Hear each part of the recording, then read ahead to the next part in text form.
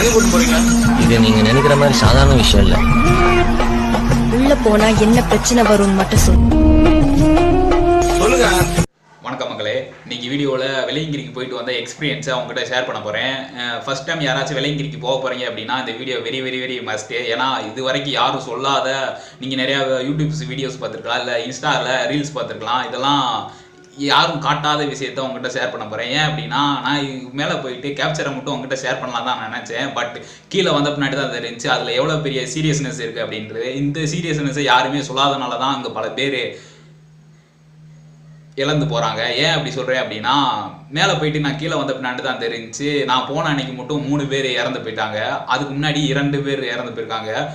இந்த வட்டம் மட்டும் இறந்து போனவங்களோட எண்ணிக்கை பார்த்தீங்கன்னா 7 பேர். மேலே போயிட்டு கீழே ரிட்டர்ன் ஆகாமையே அவங்களுடைய உயிர் வந்திருக்கு. அதாவது என்ன விடா இப்படி பயன்படுத்திட்டு இருக்க